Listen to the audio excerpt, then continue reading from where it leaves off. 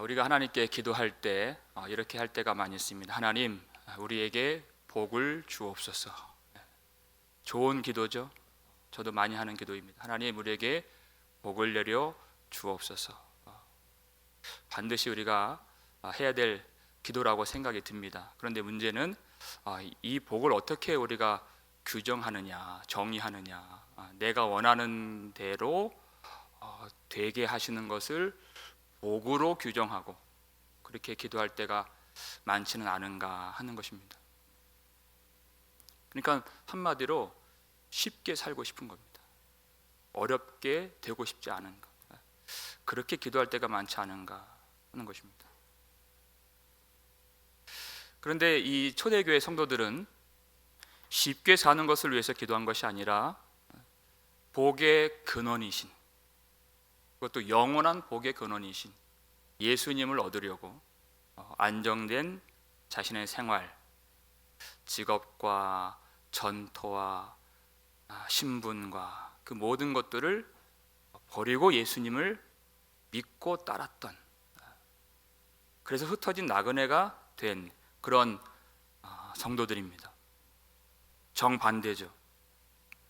예수님을 얻으려고 이 세상에서 복이라고 생각하는 것들을 다 버리고 주님을 따라간 하나님의 백성들.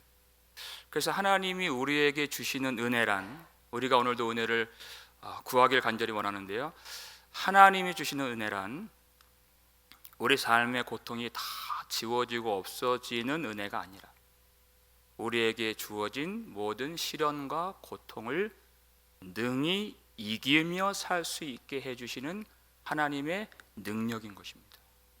그러니까 내 삶이 어려움이 없어졌다고 해서 하나님이 내게 은혜를 많이 주셨습니다, 이렇게 말하는 것은 조금 맞지 않는 것입니다. 어려움이 있지만 그것을 능히 믿음으로 이기게 하시는 하나님의 능력, 그래서 최후에 승리할 수 있도록 우리에게 부어주시는 성령의 능력, 그것이 바로 은혜인 것입니다. 그래서 이 초대교회 성도들은 많은 어려움과 고난과 결핍의 상황 가운데 놓여 있는 사람들이었습니다. 그래서 꼭 필요한 것이, 교회에 반드시 있어야 될 것이 봉사였다라는 것이, 봉사였다. 봉사는 남의 짐을 져주는 일이죠. 저는 아이들하고 같이 산에 올라가는 걸 참 좋아하는데요, 1년에 한 번씩은 꼭 어려운 산을 좀 가려고 그렇게 우리 가족들을 좀 이렇게 몰아붙이고 있는 아빠입니다. 그러면 제가 조금 더 힘이 있기 때문에 미숙하고 약한 아이들의 짐을 제가 담당하는 것, 그걸 희생이라고도 말하지 않습니다. 그건 특권이고, 그건 영광이고, 기쁨인 것이죠. 편안한 집에서 모든 것들이 다 갖추어진 그런 집에서 에어컨 틀어놓고 백날 있어도 나중에 돌아보면 이야기거리가 하나도 남지 않아요. 그런데 결핍된 상황 속에서, 어떤 힘든 환경 속에서 한 마음이 되어서 한 가족이, 한 공동체가 같은 길을 걸어갈 때 그것은 평생 주고받을 수 있는, 또 꺼내면 기쁘게 또 말할 수 있는 한편의 드라마가 거기서 만들어질 수 있는 것입니다. 하나님이 우리를 그와 같은 아름다운 길로 이끄시고 거기에서 우리를 자라게 하신다. 봉사를 하라고 하니까 내 코가 석자인데 이렇게 할 때가 많이 있어요. 내가 바쁘고 내가 힘든데 무슨 봉사입니까? 그래요. 그거는 내 힘으로 사는 사람인 것입니다. 그런데 오늘 11절 보니까 봉사를 하려면 어떻게 합니까? 하나님이 공급하시는 힘으로 하는 것 같이 하라는 것이, 내 힘으로 살지 말고 하나님이 공급하시는 힘으로 하는 것 같이 하는 것. 그러니까 모든 것들이 다 갖추어졌을 때 봉사하는 것은, 그것은 내가 내 힘으로 하는 건지 아니면 환경이 뒷받침이 되어서 하는 건지, 아니면 하나님이 내게 공급해 주신 힘으로 하는 건지, 그 판별이 안 되는 것이죠. 초대교회 성도들 같이 환난과 가난과 핍박 속에서 오직 사람의 힘으로는 그렇게 할 수가 없지만 하나님께서 공급해 주시는 힘으로 자기를 돌보기 전에 남의 짐을 지어주고 주님의 몸된 교회를 먼저 세우고 먼저 그의 나라를 구하는, 그것이 진짜 믿음의 성도라는 것입니다. 어떤 경우에는 남들보다 열심히 일을 했다가 금방 실족하고 넘어지고 그렇게 섬김의 자리를 떠나시는 그런 분들도 많이 계십니다. 나중에 이유를 들어보면 아무도 나를 알아주지 않는다는 것. 여러분, 교회에서 위로하고 격려하는 일은 참 중요한 것입니다. 그러나 근본적으로 절대적으로 우리의 힘의 원천은 사람이 아니라 하나님이 되신다는 것입니다. 사람의 말과 위로와 격려가 참 귀하고 그것으로 힘을 얻을 때가 있지만 근본적인 힘의 원천으로 삼아서는 안 된다 하는 것입니다. 부름받아 나서니 몸, 우리 찬양할 때 마지막 3절 후렴 가사 기억나세요?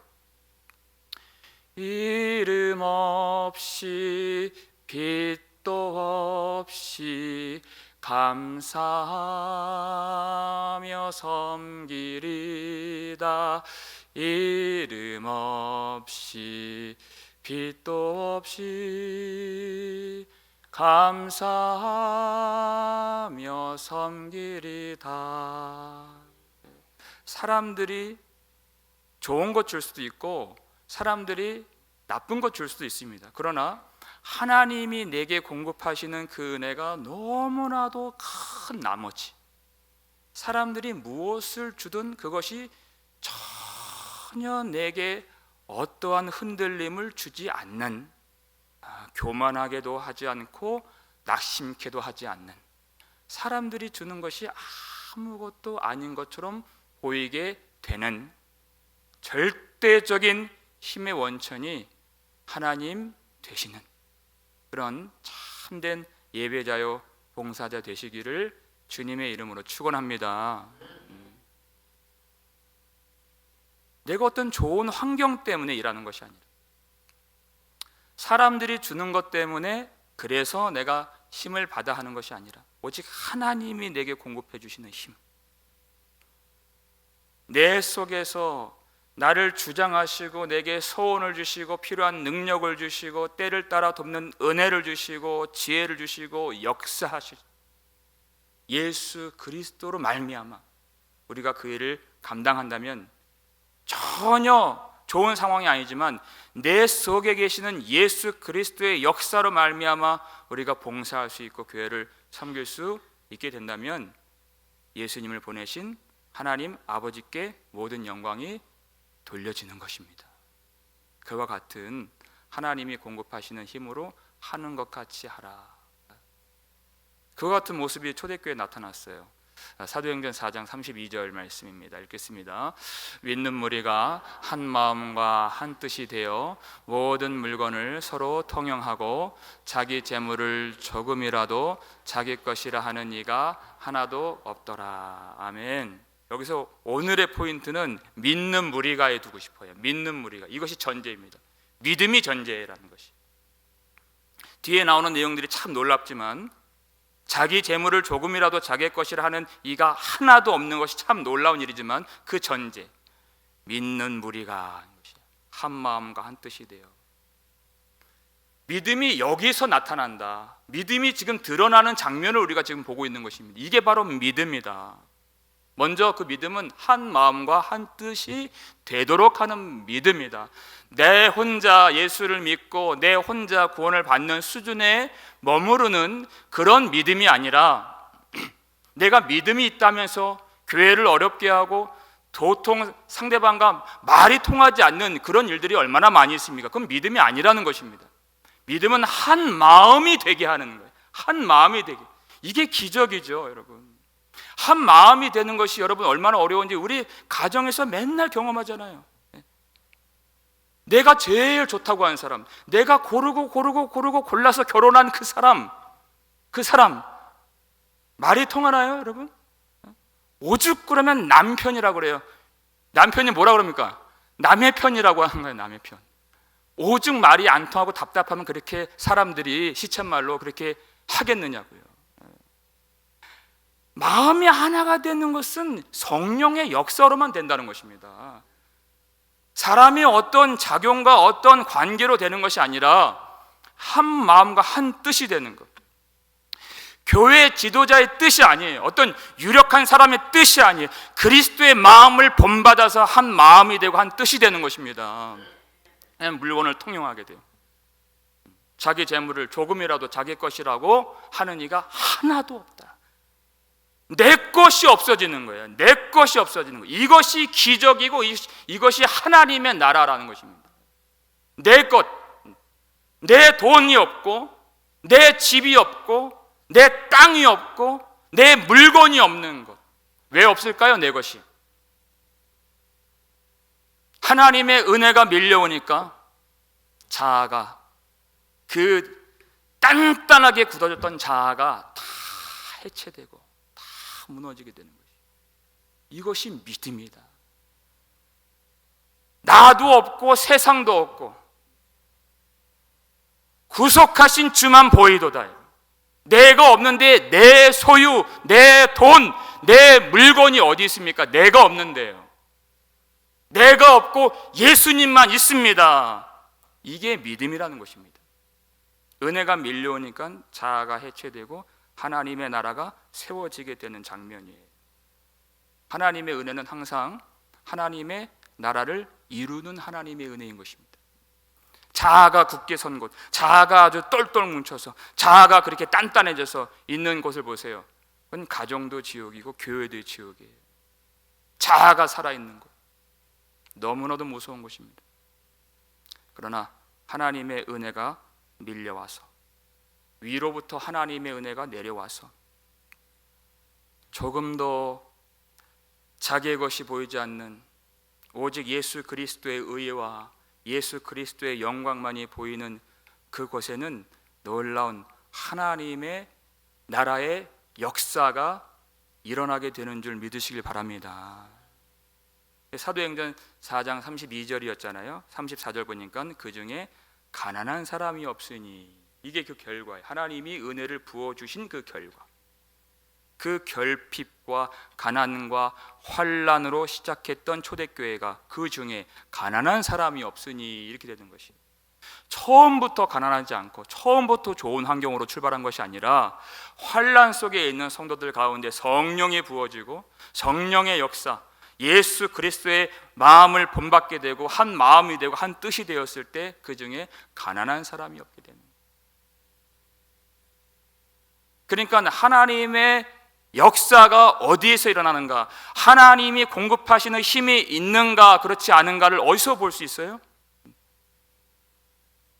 어둠의 땅에서 환난과 궁핍과 기근과 핍박이 가득한 그곳에서만 증명되고 확증되는 것이다라는 것이죠. 예수님이 이 땅에 오셨을 때 어느 땅이었습니까? 죄악이 가득한 땅에 예수님이 오셔서 예수님으로 말미암아 거룩한 하나님의 나라가 되는 것 같이, 교회의 본질이 무엇입니까? 교회의 정체성이 무엇입니까? 교회는 예수님의 몸입니다. 이 땅에 심으신 하나님 나라의 전초 기지가 교회인 것입니다. 어느 땅에 심어집니까? 죄악이 가득한, 아직도 어둠이 깔려있는,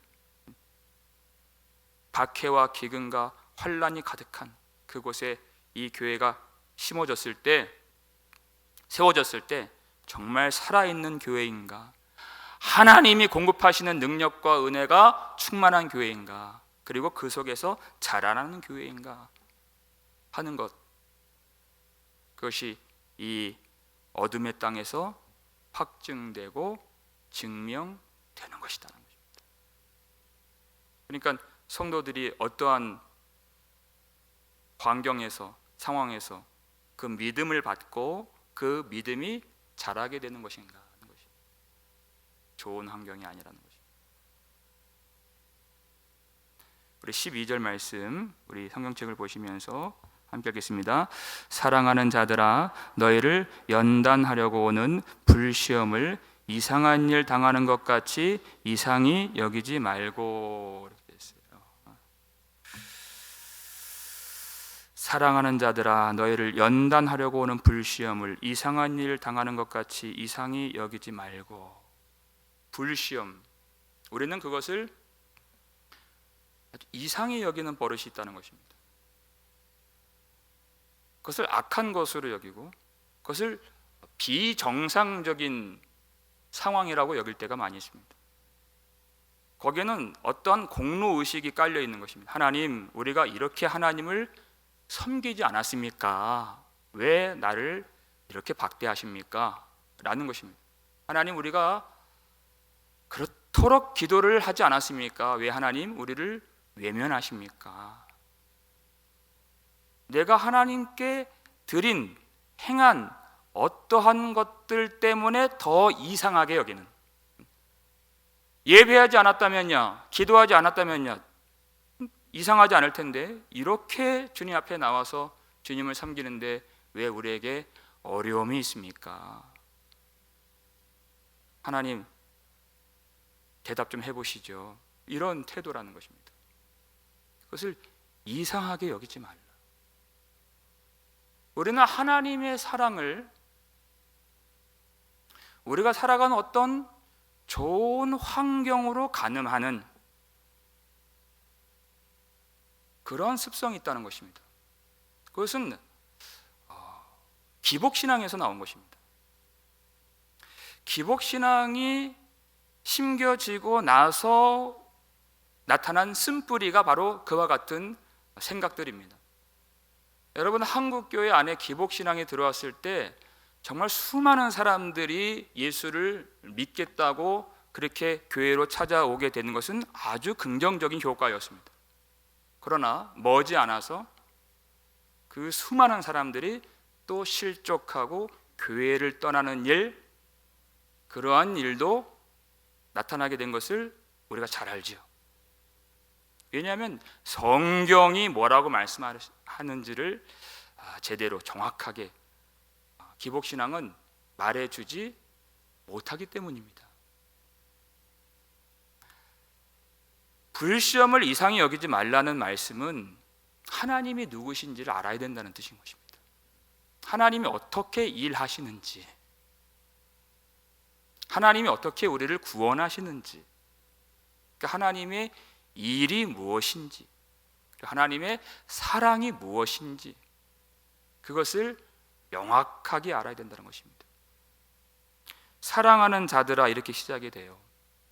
하나님이 이 백성들을 예수 그리스도의 이름 때문에, 예수님을 믿는 믿음 때문에 자기 안전한 생활을 다 버린 그런 성도들을 하나님이 얼마나 아끼시고 얼마나 사랑하셨겠습니까? 말할 것도 없죠. 하나님이 욥을 얼마나 사랑하셨습니까? 내 종 욥을 주의하여 보았느냐? 하나님의 관심, 하나님의 시선은 항상 욥에게 있으셨습니다. 욥기 1장 1절부터 그는 온전하고 정직하여 하나님을 경외하고 악에서 떠난 자더라. 여러 번 반복하십니다. 그가 고난을 받은 것은 그의 죄 때문이 아니라 그는 의로운 사람으로서 고난을 받은 하나님의 사람이다. 하나님을 경외하는 사람이다. 죄 때문에 고난을 받은 것이 아니라 의로운 하나님의 사람이기 때문에 고난을 받았다라고 말씀하신 것입니다. 예수 그리스도의 그림자죠. 욥은 얼마나 큰 축복입니까? 욥이라는 그릇을 통해서 우리 구주 예수 그리스도를 나타내시려고 하셨던 하나님, 얼마나 큰 축복이에요. 그 하나님을 우리가 알아야 된다는 거죠. 이해해야 하고, 그리고 이해하지 못할 때에도 순종하고 복종해야 된다는 것입니다. 그리고 다른 사람들이 왔을 때 우리는 어떤 고난당한 사람이 교회 안에 있으면 대번 무슨 죄 때문에 그렇게 되었을 거라고 추측을 하고 또 수근수근 거리는 또 그런 모습들이 있습니다. 절대로 그렇게 해서는 안 된다는 것입니다. 절대로 그렇게 해서는 안 돼요. 복음을 알고 하나님을 안다면 그것이 저 사람이 무슨 하나님 대적하는, 그리고 우리가 알지 못하는 뒤에서 큰 죄를 범했기 때문에 저런 일을 당했을 거야 라는 그런 것은 자기가 얼마나 하나님을 모르고 있는지만을 말하고 있는 그런 모습인 것입니다. 제자들도 그랬죠.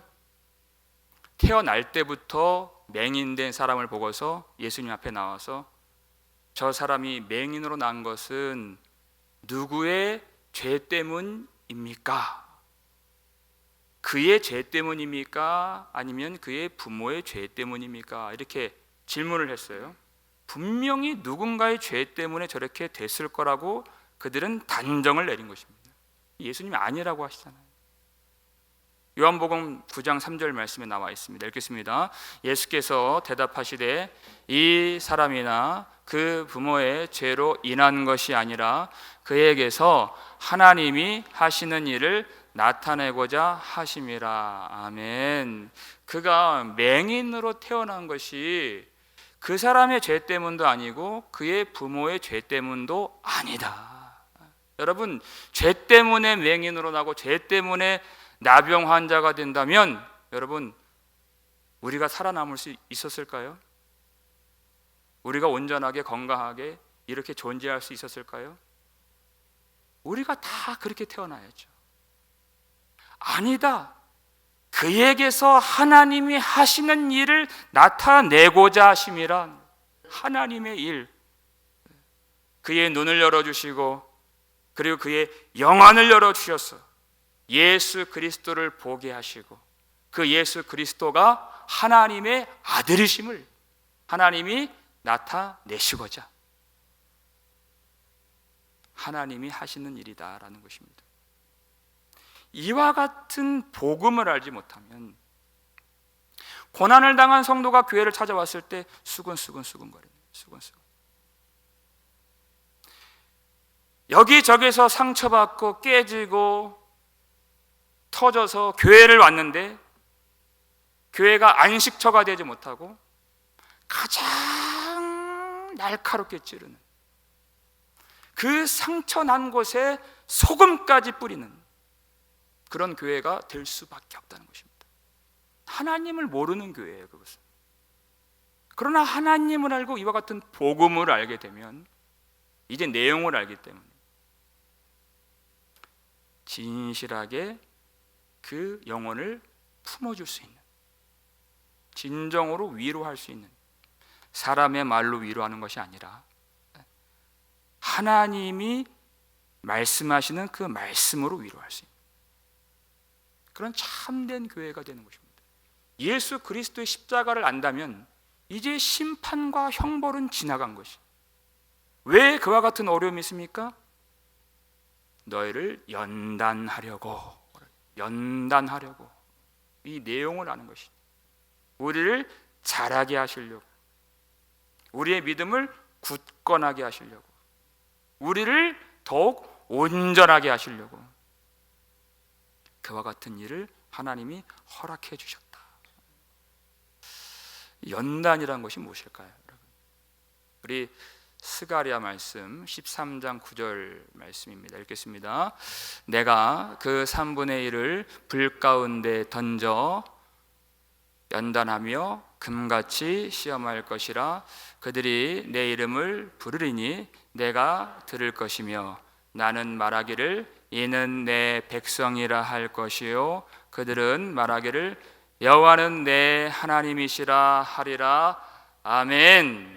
내가 그 3분의 1을 불 가운데 던져 은같이 연단하며 금같이 시험할 것이라. 3분의 1이 그 부분을 떼어서 불 가운데 던지겠다 이렇게 하는 거예요.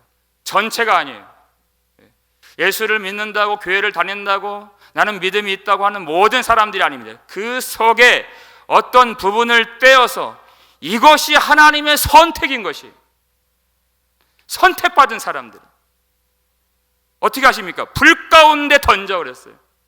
하나님, 내 인생은 왜 이렇게 힘듭니까? 왜 불시험이 있습니까? 왜 나를 사랑하지 않으십니까?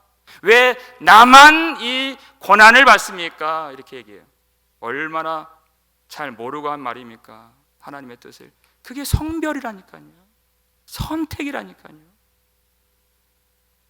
그들을 떼어서 불 가운데 던지는 거예요. 죽이려고 하는 게 아니라 은같이 연단하며 금같이 시험하시려고.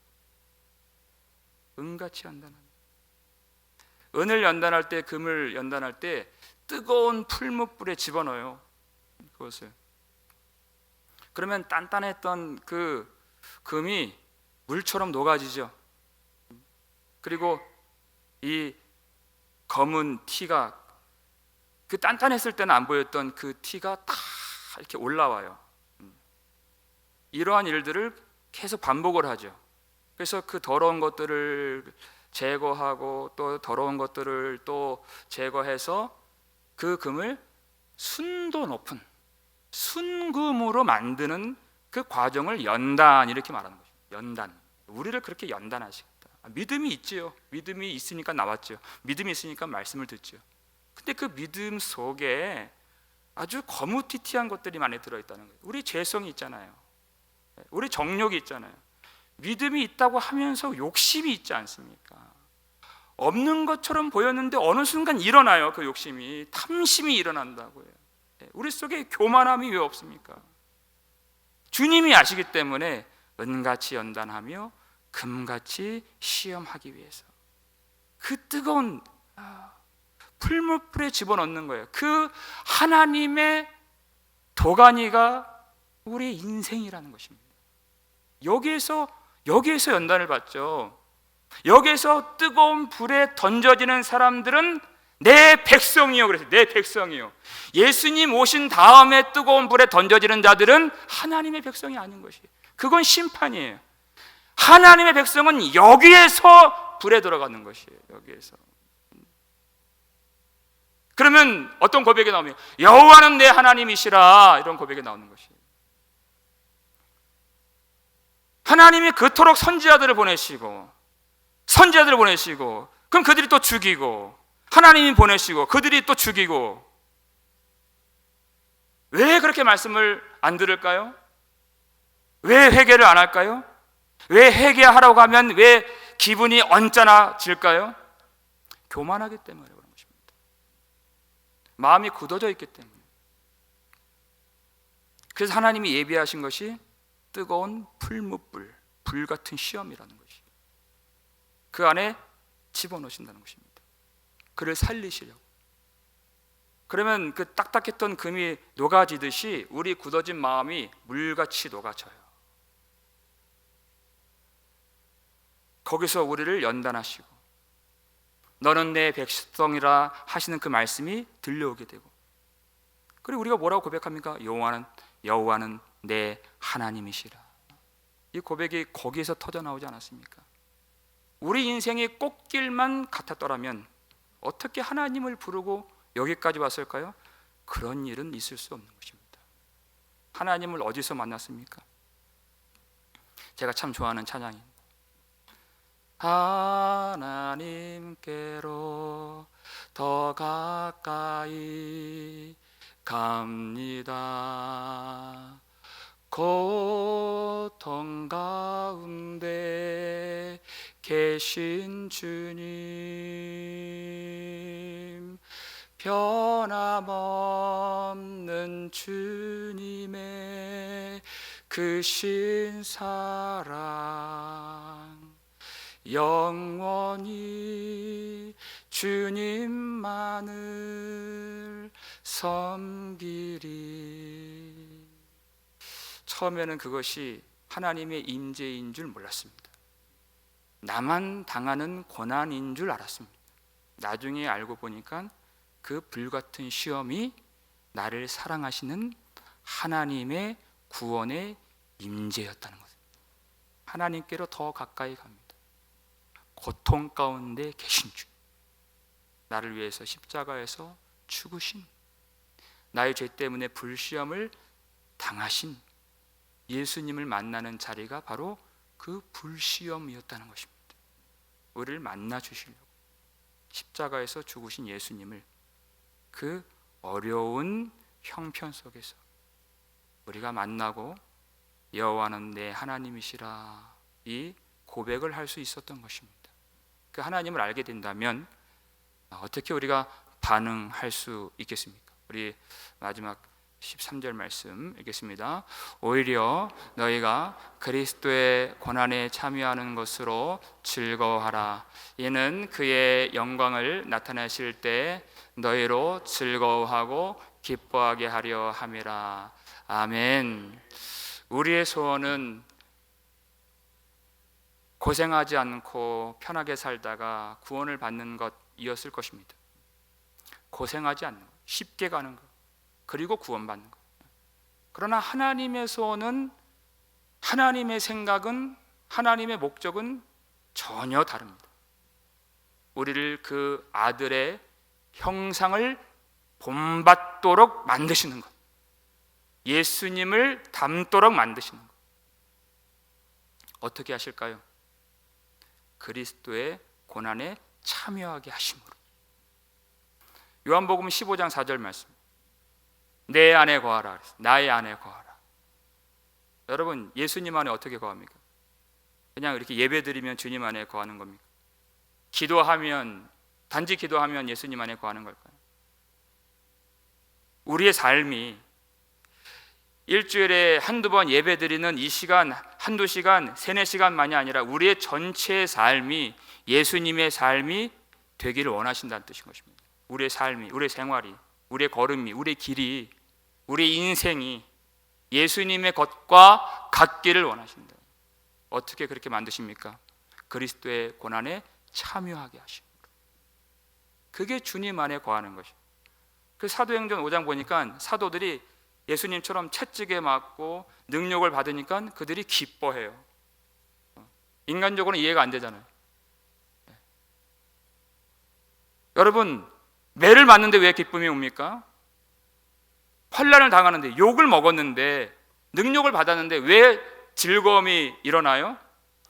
매를 맞았기 때문이 아니라 그들이 예수 그리스도 안에 들어가 있음을 경험했기 때문에 기쁨이 오는 것이죠.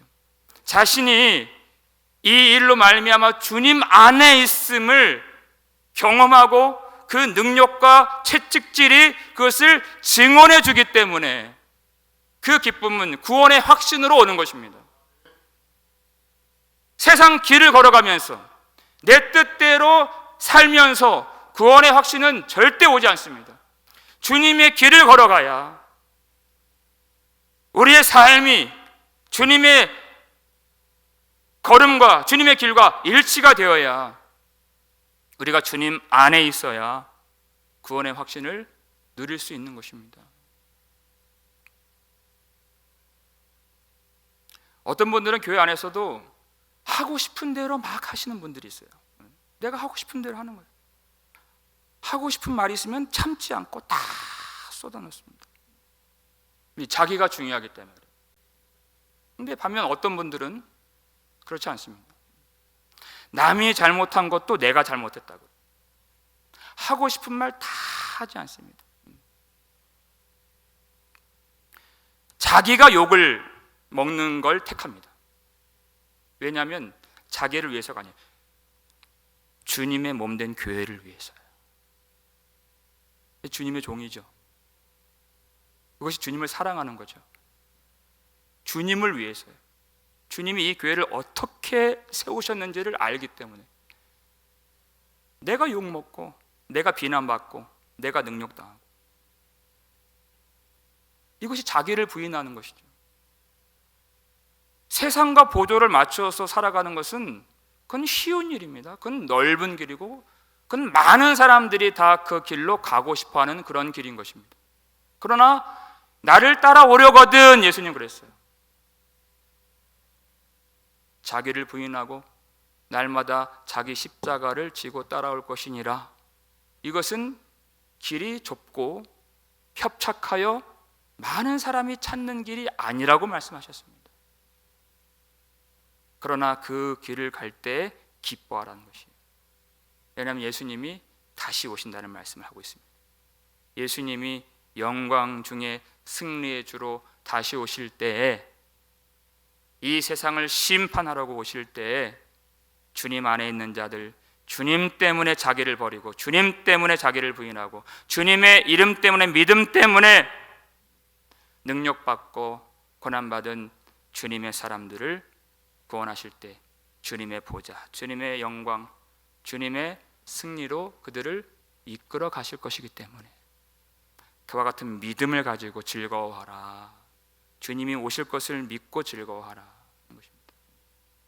여러분, 많은 사람들이 가는 쉬운 길, 내 육신으로 충분히 걸어갈 수 있는, 내 육신으로 선택하고 가고 싶어하는 그 길로 가지 않으시기를 주님의 이름으로 축원합니다. 여러분, 여기서부터가 중요한 것입니다. 그러기 위해서 우리가 기도하는 것입니다. 그렇게 주님을 따라가기 위해서 우리가 기도하는 것입니다. 예수님도 아버지여 이 잔을 내게서 지나가게 하옵소서, 그러나 나의 원대로 마시옵고 아버지의 원대로 하옵소서. 예수님은 우리를 위해서 연약함의 자리로 들어가서 그 기도하신 것입니다. 왜냐하면 우리가 예수님의 길을 따라가야 되기 때문에, 예수님처럼 기도를 해야 되기 때문에 그렇게 기도해 주신 것입니다. 나의 원대로 마시옵고 아버지의 원대로 하옵소서.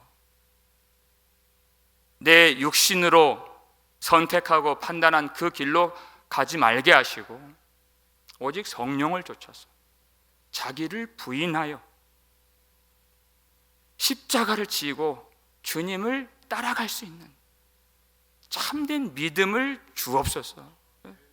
이렇게 한번 나와서 예배할 때 많은 사람들이 믿음이 있다고 말하는데, 사람들이 볼 때의 믿음이 아니라 우리 삶 속에서, 나의 일터에서, 나의 삶의 자리에서, 나의 가정에서, 그리고 아무도 보지 않는 그 자리에서도 주님을 섬기고 주님을 경외하고 주님의 길을 쫓아 살아갈 수 있는, 쉬운 길이 아니라 주님이 계신 길로 갈 수 있는 그런 나의 삶이 되게 하여 주시옵소서.